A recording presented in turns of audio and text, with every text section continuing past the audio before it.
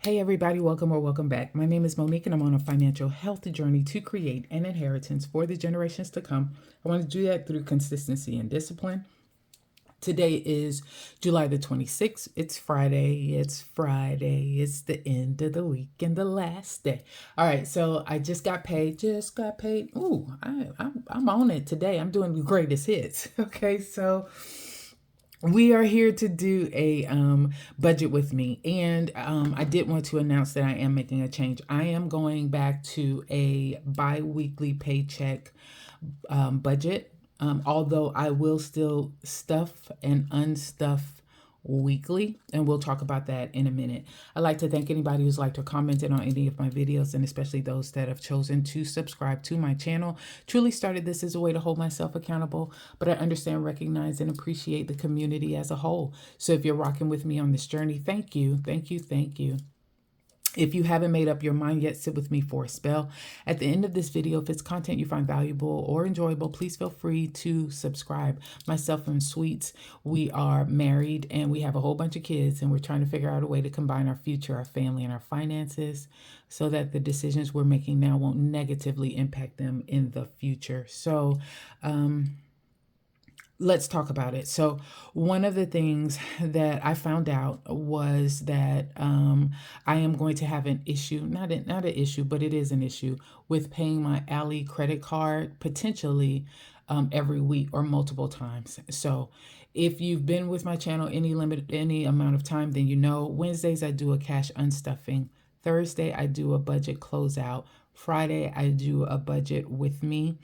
And my weeks run from a Friday to a Thursday. Well, I did a cash unstuffing this past Wednesday, $587 back to the bank, deposited the money into my Chase account, transferred it to my checking account for Ally credit card, Ally, and then went to make the Ally credit card payment, and it would not accept. And the notification that I received is that I had reached my limit for making payments on the credit card. Didn't even know there was such a thing. Wasn't aware that that would have been a problem, because I can make as many purchases as I want, but I can't make as many payments as I want. What? So with that said, and it's all my fault. Didn't read the fine print, right? So don't discard or discredit the fine print. It's not there just to tick you off because it's hard to read.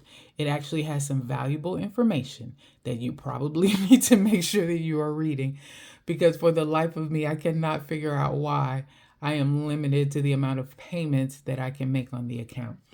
So with that said, I did go back and look at a couple of things. So number one, for that Ally credit card, the amount that was due for me, the minimum payment amount that I needed to make was $0, because I had already paid off all of the money that was due on the credit card, or what the current balance was, in the last billing cycle. So that's the first thing.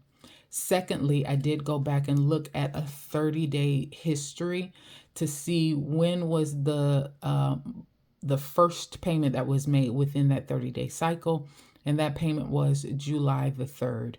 So in essence, I'm thinking that come August the 3rd or 4th, I should be able to make that payment that I tried to make on yesterday. Then the other thing that I recognize is that I was able to take that money, that $587, it was just sitting in my Ally checking account. So I moved it over to my high yield savings account. My high yield savings account pays out interest on the 8th. So I'm considering right now whether or not I leave that $600 over there, continue to cash unstuff, put the money over into my high yield savings account, let it hit there as a part of my ending balance when that new statement cycle starts, so that now I am collecting that 4.2% interest on a higher amount, and then pull it out and make my payment on the 11th of every month, which is when it is due for the Ally credit card. It's a little tight because the high yield savings happens on the 8th or 9th, and then I need to make sure that payment is hitting by the 11th. And you know, the way my mind works, sometimes I might forget. So I'm a little concerned about that. I might not do it that way. We'll see. I don't know, but I do know that I am going to move that money into the high yield savings account, the stuff that I was going to pay this past week.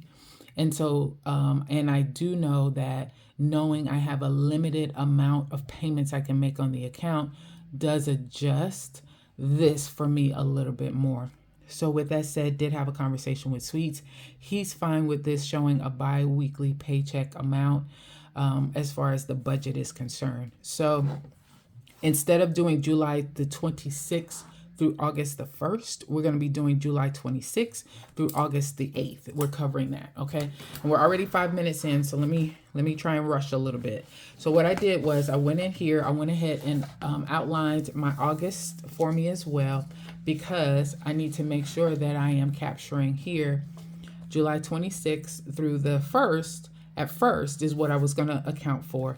And now I need to make sure I am including the week of the 2nd through the 8th as well. There's not a lot of bills there. That's 1, 2, 3, 4 additional ones. The majority of them were happening within that first week. So it wasn't a lot that I needed to add back to the budget, but I have already taken care of that to include this AMC theater that I have. It's a yearly amount that I pay for my AMC Stubs card.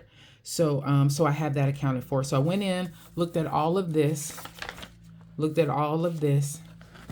and documented it here in my budget book. So I'm going to pull those sheets out. Let's talk about it. Alrighty. Let's fold this up, move that out of the way. Now it's time to scooch in. And we did find out scooch is a word. That word is good in Georgia. It's good in South Carolina. It's good. And I looked at the comments. So that scooch word is good in Arkansas and it's good in New York City as well. So it's a good word. All right, so we will go ahead and get started. So as I went in and made these adjustments now to this, we're going to come up with new totals. So you see a lot of eraser marks, but that's why you use an erasable pen.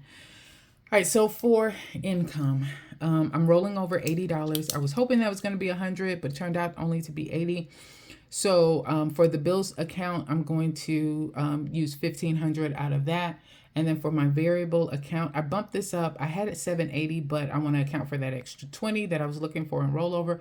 So I'll bump that up to $800 and use $800 out of that variable account to help cover these expenses. So my total there is $2380. Next, fixed expenses. So tithes, car, and pet insurance all come out before this amount right here. And then I have Gas South, Lawn Love. I'm going to go ahead and let them cut my lawn. So we've had a lot of rain, so I need it. Mortgage, Ring, AHS. Now that amount shows as $43. There, I'm going to see an increase there to $48. And I think it starts in September. I think it is. So I think I'm still good to use this $43 for the month of August. But I am looking or shopping around to see if I can find a cheaper home warranty, especially one that will let me pay for the year so that I can do a sinking fund for it and only have to pay it one time. If you guys have any suggestions around that, please feel free to leave it in the comments. And then electric, I know for sure that that's $155. So let's see what that adds up to be. 102, 75, 715. All right, so that is $1,100 on the dot. Awesome sauce. All right, next, all of my variable expenses, I went in and doubled all of them. So I usually here give $300 every week for variable expenses. But now that we're using to a paycheck breakdown, this should cover a 2-week period. So I just went in and doubled all of those amounts, and that should equal $600. And we can, just to be sure,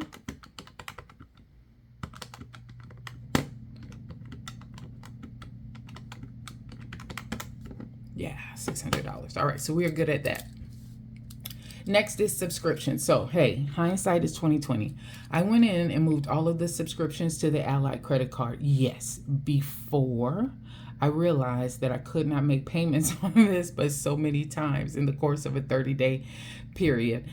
So, but it's all good. So I want to make sure I'm documenting them here and that I am accounting for and have a listing of all of the subscriptions that will come out in a particular paycheck period. But I wrote the word unstuffing here for the total because I am taking the amount of money that I normally would have paid, and I am stuffing it in the subscriptions sinking fund, and then I will pull it from there as I need it for either these monthly expenses or for the yearly subscriptions that I have. Since this amount is going into a sinking fund, it is already accounted for in the sinking fund category that we're going to go over in a minute. And I wanted to make sure that I am not double dinging myself. So I don't need to account for that money in sinking funds and account for it again in expenses. So when it comes to expenses, I just wrote the word unstuffing. That lets me know I have them documented, but I'm not going to account that money here in the budget because it's already accounted for in the sinking fund. All right, so this is pretty simple because that's $23.80 for total income, and then it's $1,700 for expenses. So $23.80 minus $1,700 is $680. All right, that's what I'm working with when I go to page number 2. All right, what we got here? Just one debt, that's Nelnet student loan for $82 on the 5th. And here's where I was talking about for the sinking funds that I'm accounting for that subscription. So you'll notice here, normally I give about $20, $30, $25, something like that towards subscriptions. This time I'm going to give $150 for this paycheck cycle. I'm taking all of the money that I normally would have paid for all of these, taking all those amounts and putting them in this folder or in this envelope, okay? So subs, I got $150. South Carolina land, I'm going to give $20 for that sinking fund. Family binder will get $30. Personal binder will get $30. Extra debt will get $30 as well. Up here where you have the 2 asterisks, that's Xerxes, where I'm giving him $20 because I'm getting ready for his vet visit. And then property insurance, $80. There's an asterisk because those are going to stay online. These other ones, I'm going to cash stuff. So when we add all of those together, 20, 80, 150, 20, 30, 30, 30 equals $360. Okay, that we have there. We don't plan for unbudgeted, but we have a section here just in case that happens and I have to use any money out of my bills account that I was not anticipating. Y'all know what? What is this? No, I can wait. I did class dues for last month. I can wait until the next check to do class dues. Okay. I thought I forgot something for a minute there. All right, and then for extra savings, it's $120 for Monday Mini. It's $60 a week, and remember we just had to double it for right now. And then $10 challenge, I'm going to give $30, so that's $150. All right, so income total was $23.80. Expenses was $1,700. Debt was $82. Sinking funds $360, nothing for unbudgeted, and then extra savings was $150. All right, let's see where we're at for those. $23.80, $1,700, $82, $360, $150 equals. No, something's wrong. What did I do? $23.80 minus $1,700 minus 82 minus 360, somewhere in there I started adding, minus 150 equals $88. So I'm anticipating rolling over $88. All right, that's not bad. Not bad. Let's see if that works out. All right, here is my weekly menu, I guess, or weekly meal plan.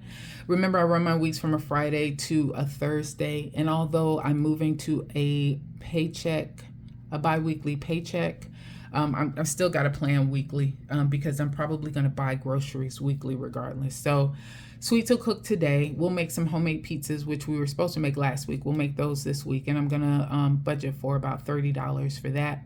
On Sunday, I'll cook beef enchiladas and make some Spanish rice, and I'm going to account for $38 on that one.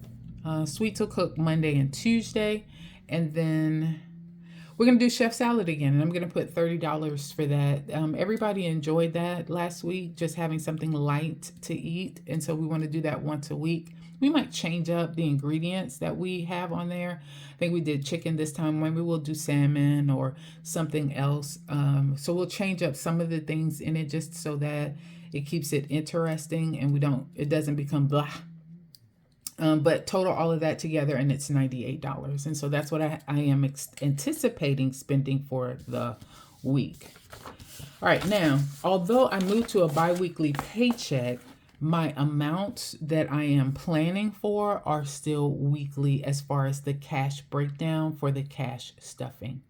So I will still do a mini cash stuffing on next Friday of just my variable expenses. And those are the ones that you see here. All right. So none of these numbers had to change, even though I made the change to move back to a bi-weekly paycheck budget. My weekly amounts did not change. This part did not change because how much I'm pulling for every week is not going to change. And I only pull this to cash stuff bi-weekly anyway, the day that I get paid. Okay. So I don't contribute to my sinking funds every week. All right. So this group from here to here, you all will see at some point next week on another mini cash stuffing. But for right now, it did not change the amount. So none of these had to be adjusted. It didn't have to erase anything here. So when you add all of these up together, it was $640. And then I went through and counted up all of my denominations and wrote those out. And then when I added this across, it came up to $640 as well. So I am good there. And then here for the check-in, you'll notice that here are my carryover amounts for my last weekly budget check-in that I did. This is what I had left over. And I'm sorry if you guys hear all the doors closing and stuff. I apologize. But these are all of the amounts that were left over in the envelope. So I'm carrying those over. And again, what I am budgeting is just for this week. So when I do another weekly check-in, I might go through some of these numbers again for you to see those on next week. But for right now, we're just going to do 1 week's worth of those amounts. So for this week, I'm going to give myself $100 for groceries, $30 for gas, $30 for home, dining $40, supplements $20, pets $10, and then I'm going to give $10 to my savings buffer because I did use a little bit of that money out of that. Okay. So that is it. So those are the changes that you should anticipate seeing. I've got, first of all, I've got now doing a bi-weekly paycheck breakdown. Secondly, my subscriptions are now going to be handled out of an Alley credit card, and I'm going to cash unstuff that money. Third, I'm still going to do a weekly cash unstuffing, but that money is going to go into a high yield savings account, and I'm going to, so that I can limit the amount of times I am making Alley credit card payments. I will take that money out of the bank that I pulled and put in there on yesterday or the day before. I think it might have been Wednesday. And I'll make a payment come August 3rd to my Alley credit card. And then I've just got to see what I'm going to do going forward from there. Because I am a little bit disappointed that they will let me make as many purchases as I want to make, but they will not let me pay them when I want to pay them. Just doesn't make sense to me. All right, $88 is what I expect to have as a rollover. Thanks, everybody, for your time. You guys have a good one.